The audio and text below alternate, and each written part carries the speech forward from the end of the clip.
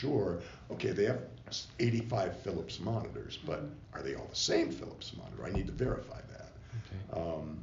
You know, which sensor are they using? They're using the OxySmart. We don't know the sensor volume. And I've got sensor volume with 3 exclamation points. We got to find that out. That's really important. So that's all information that needs to be in a CRM. And Okay. What about a reason for them to make a change? well, there's an assumption. Well, let me back up. Okay. So I am actually going to duck out because I don't think I need to be here for this whole meeting. Okay. I've got to leave at 11:30 anyway. Okay. So I think you guys have got a handle and you can go through this and Okay. you can take it any direction you want. And, All right. Thanks. I would just leave with, yeah, I would be able to like to see how often we called on Centennial at University of Minnesota. Mm. Poke, poke. Yeah. All right, Chris, thanks. Yeah. I think your sandwiches are right here. Yeah, they are. Okay. So when you get hungry. Okay. Yeah. Thanks. I think to go in CRM,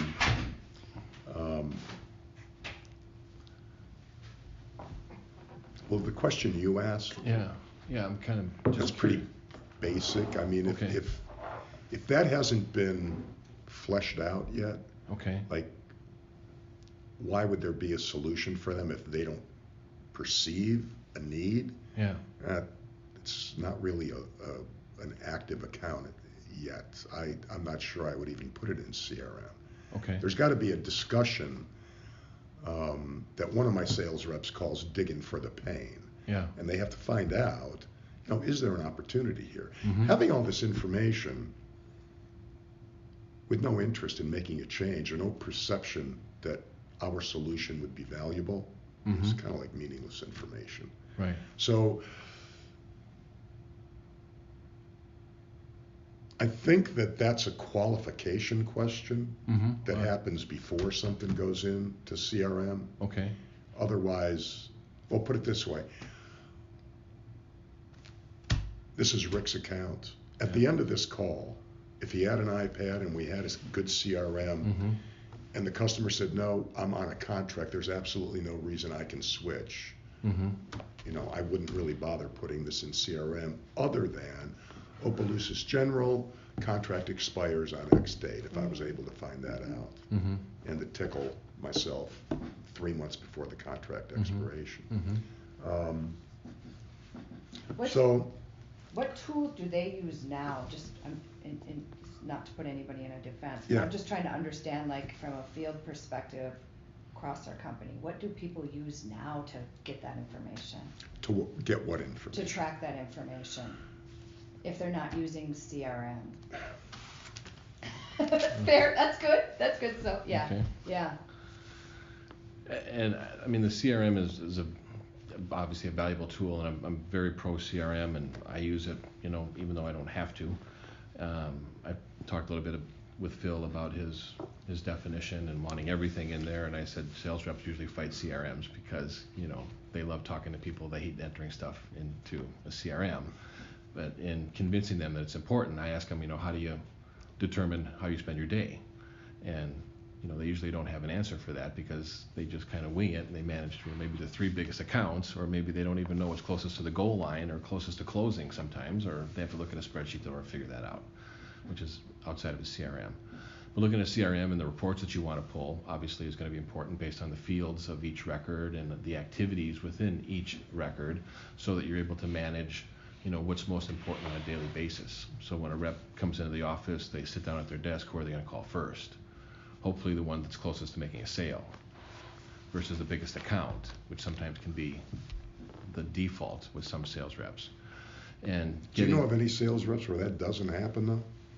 Oh, I think it's a natural default. That's why I think the CRM and working on Yeah. managing their behavior. I mean, I've been in sales for 30 years and been training salespeople for 15 since 2002, almost 16. And it's a constant default of fighting salespeople on that. When you say default and fighting salespeople, what I meant was I don't know of any salespeople that don't gravitate to the accounts closest to closing? Oh, I think some of them that I my experience go after the bigger ones, thinking that it's going to be more money, and they forget about all the smaller ones because they don't think that it's worth their time. Well, I think with proper qualification, first you have to qualify and target your accounts. Mm-hmm. Little accounts shouldn't really be targeted. They shouldn't be in the top tier of your targets, at least not in our business, Okay. because it's not going to take a lot less time to do a small account Mm-hmm.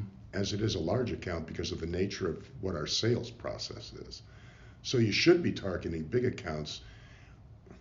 It's like playing poker. I mean, you can keep winning blinds, Mhm. or you can just reduce the number of cards you play, the number of Mhm. hands you play, Mhm. into only the big ones. Mhm. And I mean, my direction to my sales team, I had a guy come to me the other day, and he's talking about 25 monitors going into a hospital in return to 800 sensors a year.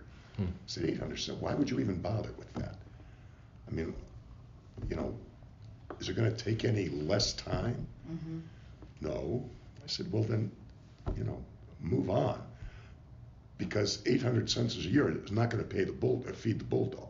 Mm-hmm. I mean, you would need about 35 of those, to even be within hailing distance of your objective. So, I guess when I said I don't know of any salespeople that don't go after what's close to closing, there's an assumption there that it's going to be worthwhile closing. Okay. And Rick Collada, one of my salespeople, Yeah. is a good example of that. Mm-hmm. He's not messing with small accounts. He knows he has to get to a number. Mm-hmm. He knows the fastest way to get to that number is to get there via average to large-sized hospitals. Okay. What is their quota? Is it quarterly, monthly, yearly? It's annual, but if Okay. they don't get near their quota relatively early in the year, well, no, I take that back. It's annual, Okay. and it really doesn't matter when they get there because our variable compensation will reward them at the end of the year if they're at quota, as Okay. though they have been all year. Okay. There's a catch-up. Yeah. So they'll make,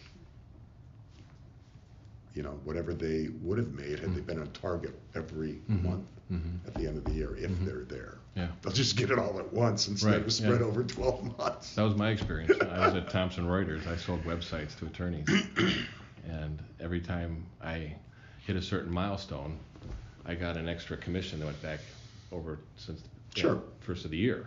Yeah. And my commission started out at I think 10%, and when I reached my quota, it was 20%, and I got 20% all the way back. Yeah, It was a exactly. really big check. Yeah. And Yeah. I enjoyed that very much. So how many? I mean, you got 6 reps. Looking at their productivity right now, are they on track to make quota? The questions you're at, first of all, let me explain the status here. Mhm. All right. Joe.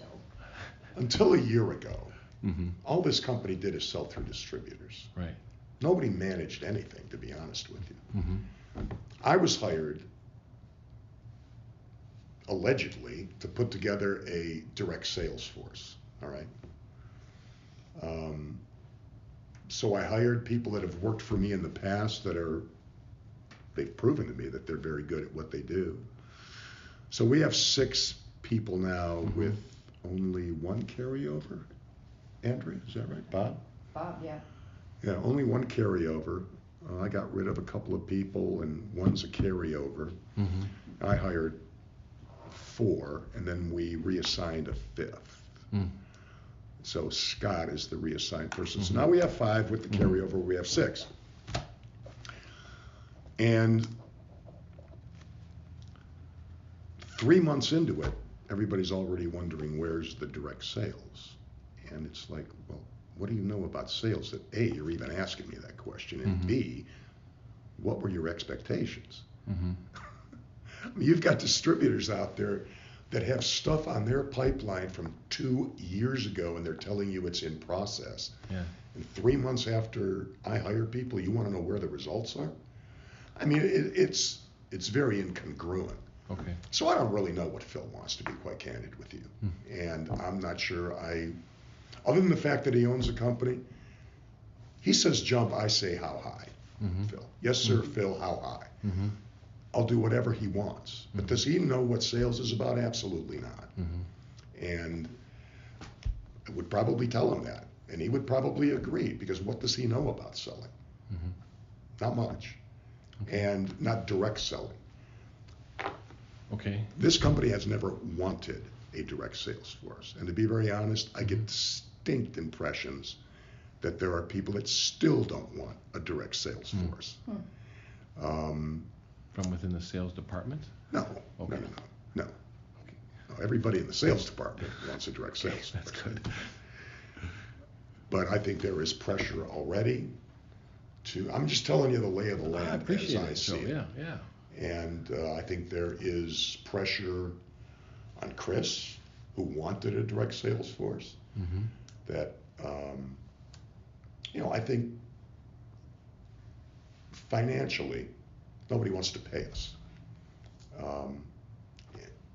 And it's obvious, because they had 6 salespeople before I got here that weren't doing shit, excuse my language. I mean, really weren't. You're good. These were the most pathetic group of people I have ever been exposed to in sales.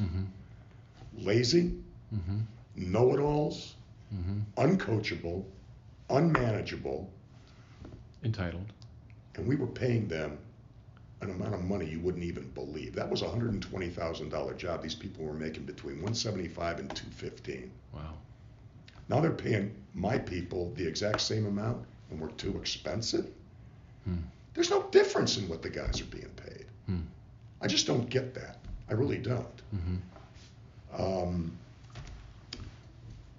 And quite honestly, it's disconcerting to me. I've already had 3 of my people ask me, how long am I going to have my job? Because they know what's going on. I haven't gotten any of that vibe at all, so it's interesting to get that perspective, but. How do you describe what's going on, or how would they describe what's going on? How would they describe? Yeah. Well, we're 3 months into the year. We don't have a variable compensation plan yet. Okay. That I've been unable to get approved. Okay. That's an immediate dead giveaway that, something's not right. Okay. Every company I've ever worked for, it was never later than January 1. There was a variable comp plan in place. Last year it was almost April. This year we're already in March 7th? Okay. There's a lot of pushback on the plan. And you don't need to deal with this. I'm just telling you that there is a very palpable sensation that there is a group that would like to go back to the way it was. Let's just sell through distributors, and not Chris, but he's the one fighting that battle. Okay. And I'm just hoping he wins, because if he doesn't win, we're all out of a job. Okay, And so that one distraction is the variable comp plan's not approved. I mean, when there's other stuff going on, what are some of the other things that the reps are telling you that's just a disconcerting? lack of addressing of problems that have been repeatedly conveyed to marketing and engineering. Okay. And I mean repeatedly. And by the way, I don't vocalize any of this outside of this room. I hear you, Joe. Okay. Does Chris know? Well, he's seen the marketing and research and development and all Okay. that information we track.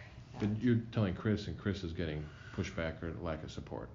I tell Chris I don't talk to Chris a whole lot. I mean, Okay. basically, there's a format to get this information. It's called the customer feedback log.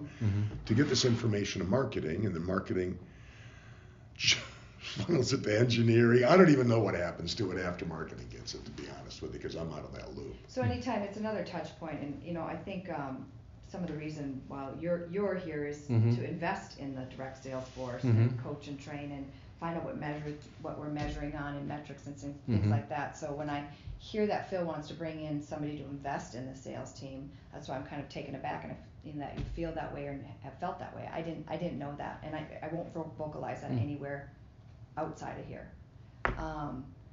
But when I think about CRM and using it as a tool, and I'm maybe getting off track here,